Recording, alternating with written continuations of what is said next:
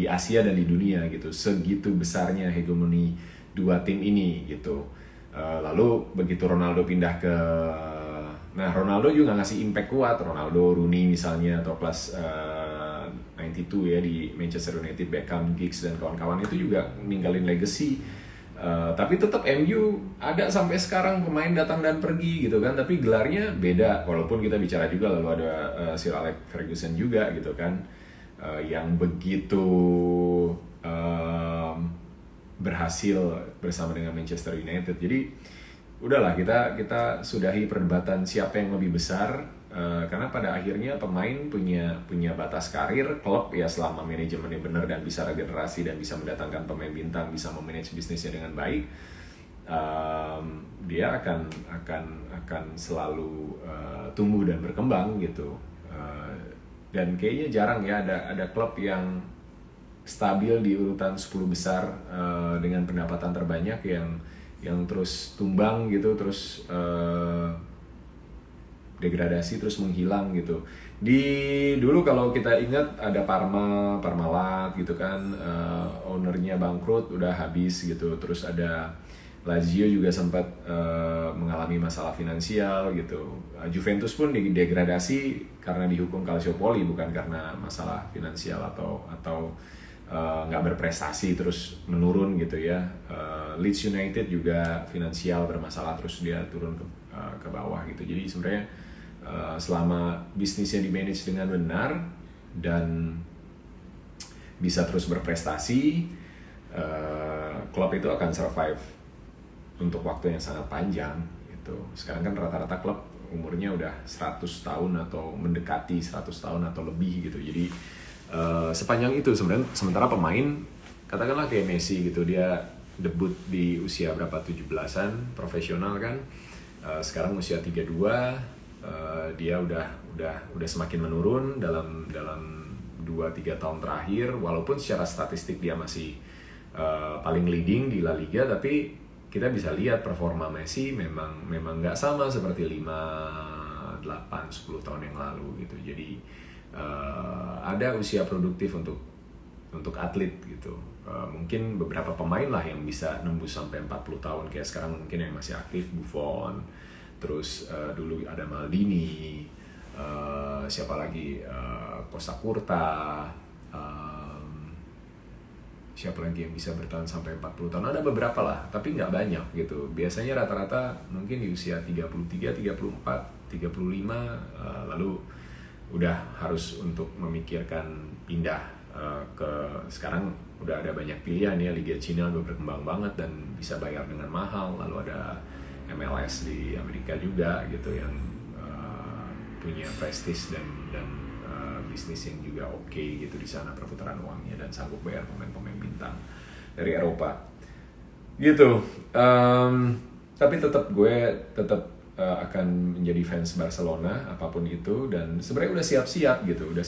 Gue tuh terakhir gue ke Camp Nou itu tahun 2015, itu nonton Barcelona lawan Granada kalau nggak salah, menang 4-0 ya. Habis itu kita nonton final Berlin di Olympia Stadion lawan Juventus, menang 1-3. Dan gue sama Donna itu udah wondering, ini mungkin momen-momen seperti, karena Barca juara gitu ya, momen-momen seperti ini nggak lama lagi bakal nggak bisa kita nikmatin lagi gitu. Karena beberapa kali gue nonton di Camp Nou, dan away juga gue nonton di Ajax waktu Barcelona lawan Ajax Liga Champions, di Milan juga. Dan kita tuh wondering, bisa nggak ya di pertandingan terakhir Messi, gue tuh ngebayangin pertandingan terakhir Messi itu dilepas dengan seremoni yang luar biasa gitu, kayak Iniesta kemarin waktu perpisahan gitu kan, ada partai perpisahannya gitu yang terakhir gitu. Gue ngebayangin tuh Messi akan seperti itu gitu, dengan dedikasi, dengan gelar yang dia kasih, dengan segala pengorbanan. Itu klub tuh harusnya bikin sesuatu yang a night to remember lah, farewell gitu, yang oke gitu, yang berkesan buat semua gitu. Jadi perpisahannya tuh indah gitu loh, elegan gitu. Nah sayangnya kan board ini terutama di 2 tahun terakhir ya, ketika akhirnya banyak transfer yang gue bisa bilang janggal gitu, pemain yang nggak pantas sebenarnya buat ngebela Barcelona tapi didatengin, entah pinjem entah transfer. Ada pemain yang datang dengan biaya mahal cuma main 1 musim terus dijual lagi. Nggak ada satu visi yang jelas ini Barcelona nih mau dibawa kemana gitu sebenarnya dengan pemain-pemain yang didatangkan, dan pemain-pemain muda yang nggak dikasih kesempatan, dan pola permainan yang juga semakin buruk dan berat buat Barca gitu, dan secara mentalitas akhirnya terpengaruh juga. Sementara pemain-pemain kunci udah semakin menurun kemampuannya, itu nggak bisa dipungkiri. Rasa haus gelarnya juga udah semakin habis karena udah dapat semuanya, hampir semuanya ya.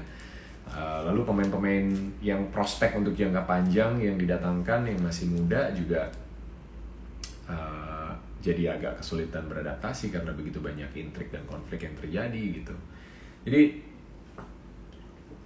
akhirnya ya inilah buah yang dituai.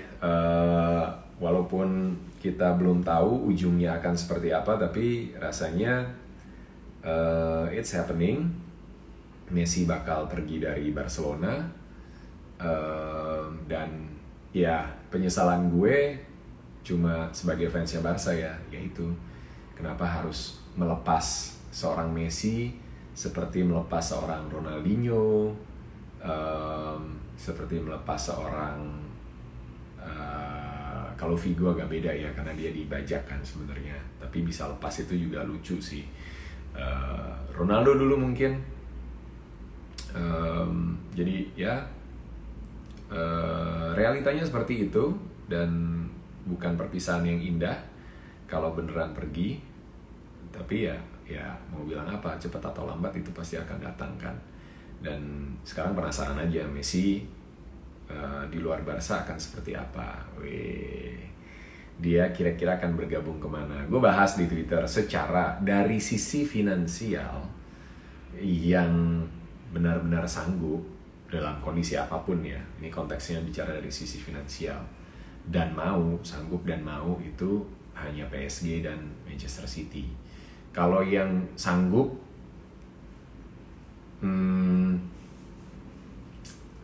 gue bukan sanggup, tapi kalau yang mau tapi masih mikir-mikir, nah kalau mau tapi masih mikir-mikir nih resikonya apa, nih apa yang harus dilakukan, apa yang dikorbankan, karena pasti banyak sacrifice-nya kalau datengin seorang Messi gitu, bukan cuma keuntungan yang didapetin gitu, nggak semudah, gue bisa bilang nggak semudah Juve datengin Ronaldo gitu, nggak semudah itu gue bisa bilang. Ini sedikit berbeda dan special case karena masih ada klausul yang belum selesai antara Barca dan Messi. Kita tahu bahwa infonya kan Messi punya klausul bahwa dia bisa pergi dengan free transfer, dan itu akan sangat memudahkan siapapun tim yang akan merekrut Messi. Tapi kalau Barcelona ngotot bahwa dan mereka bisa membuktikan secara hukum bahwa ada klausul pelepasan yang harus ditembus oleh klub itu, nah itu jadi problem, itu jadi polemik tuh, dinamikanya di situ sih, gitu. Jadi kalau yang mau banyak pasti gitu kan, rebutan semua juga mau gitu, tapi yang benar-benar secara logis sanggup dari sisi finansial itu ya cuma Manchester City dan PSG saat ini gitu. PSG kenapa? PSG lolos bos, Neymar lolos, Mbappe lolos, Messi apa susahnya? Itu aja, itu kita lihat faktanya aja, gitu. Kita nggak usah berangan-angan gitu ya, atau menerka-nerka ini seharusnya klub ini bisa, klub itu. MU bisa datengin Messi tapi mau atau enggak, gitu. Nah mau atau enggaknya itu ditentukan oleh faktor, salah satunya adalah finansial. Kondisi finansial mereka seperti apa kalau datengin Messi, kan semua berhitung pasti. Iya kalau menghitung revenue dari misalnya penjualan merchandise dan lain-lain, sponsor misalnya yang dibawa Messi segala macam mungkin gitu. Tapi kalau itu mungkin dan di atas kertas bisa, pasti udah berebut. Iya, tapi ini bukan mutlak ya. Yang gue omongin bukan mutlak. Bisa aja tiba-tiba kejadian ada lobby yang kencang ya kan, dan ternyata ada yang bener-bener nafsu pengen dapetin Messi gitu. Karena gini, pertimbangannya adalah gini, dengan begitu banyak uang yang dikeluarkan, ini kita bicara dari faktor di luar finansial, ada hubungannya sama finansial, tapi lebih ke faktor teknis dan kondisi Messi sendiri gitu. Dengan segitu banyak investasi yang dilakukan, impact-nya ke klub apa? Ke prestasinya gitu. Mampu nggak misalnya Messi ya, dia main di Liga Inggris dengan permainan yang lebih fisikal di Liga Inggris, itu jadi tantangan berat buat Messi. Artinya dia harus benar-benar jaga kondisinya dia harus benar-benar mempersiapkan diri untuk bertarung setiap pekan. Dan ini gue nggak tahu kalau dengan jadwal yang baru, gue belum update karena akan mulai di September dan winter break-nya seperti apa segala macam. Cuma sedikit berbeda. Liga Inggris itu memang yang paling bisa dibilang kompetisi yang paling tough. Walaupun kalau secara statistik di Liga Champions Messi cukup moncer ya. Nah, cuma itu kan dia raih mungkin di 12 tahun pertama karir dia gitu. Di beberapa tahun belakangan ini kan memang berat gitu kan. Karena kondisinya sudah nggak seprima dulu lagi. Gue bisa bilang mungkin sekarang kondisi Messi itu 90% dari kondisi dia yang awal gitu, yang seharusnya gitu. Jadi dia udah mulai mengurangi daya jelajahnya, dia udah mulai nggak selalu ikut. Kita bisa lihat di beberapa pertandingan dia masih turun, dia masih ngejar lawan kalau hilang bola, tapi dia nggak selalu terlibat dalam permainan kolektif. Apalagi kalau di era Pep dulu kan high pressing, di era Enrique nggak setinggi pressingnya Pep, tapi masih juga lumayan gitu ya. Artinya penyerang juga harus menekan lawan dari daerah pertahanan lawannya gitu. Messi lebih banyak jogging, jalan, terutama di babak kedua, untuk mengatur staminanya dia supaya dia bisa, ketika dia dapat bola, dia bisa punya daya ledak untuk bisa entah melakukan dribbling atau tusukan ke kotak penalti lawan. Jadi itu jadi tantangan yang paling besar. Siapa pelatih yang mau memberikan free roll buat Messi di Liga Inggris dengan tantangan permainan yang lebih fisikal dan membiarkan Messi jalan-jalan gitu di sisa pertandingan babak kedua gitu. Artinya mungkin dia nggak akan bisa main full 90 menit. Sementara karakter Messi adalah dia itu karakternya pemenang banget. Dia pengen ngasih yang terbaik, dia selalu kasih yang terbaik, dia selalu all out. Cuma mau nggak mau 33 tahun bos, buat seorang striker nggak mudah gitu loh. Buat seorang pemain di posisi area serangan itu nggak mudah gitu. Jadi kita lihatlah nanti seperti apa saga ini, bola ini akan bergulir, kemana Messi akan berlabuh. Tadi gue lumayan seru diskusi di Twitter ya, cuma gemes banget karena gue ngerti maksudnya dia, dan gue berharap dia bisa ngerti maksud gue, karena gue nggak against sama opini dia. Kalau kita bicara tentang will dan unwill-nya, ya setuju gitu. Mungkin memang nggak mau, tapi faktor apa yang menentukan kenapa nggak mau gitu kan? Salah satunya itu pasti faktor finansial, bukan karena nggak mampu, tapi karena hitung-hitungannya memang nggak masuk bos. Oke, gimana? Kita mau terus bahas Messi? Gue capek, kurang tidur, iya. Iya kurang tidur dan capek karena kemarin main kita lumayan kenceng mainnya, dan gue sempet cedera lagi. Itu yang dislocated, sempat kena lagi. Kayaknya geser dikit lagi deh. Cindy dari Kalimantan, Celebrity FC lawan Garuda Revolution. Ya elah, Garuda Revolution bisa apa komandan? Oke, kita agendakan ya. Dia pasti nggak nonton. Lu mention juga ke dia ya nanti, Garuda Revolution komandan. Kita ajak tanding. Rendangnya gimana? Siap. Weh, rendangnya baik-baik aja. Seneng banget berkembang terus bisnis rendangnya. Gue punya bisnis rendang namanya Rendang Sederhana. dapat lisensi dari restoran sederhana. Memang kita kerja sama salah satu anaknya Pak Haji, dan sudah jalan 5 tahun dan enak, serius. Lu harus coba, kalau lu belum pernah coba lu harus coba. Dan ini tanpa pengawet, bisa tahan sampai 4 bulan. Bentar lagi bisa tahan sampai 6 bulan.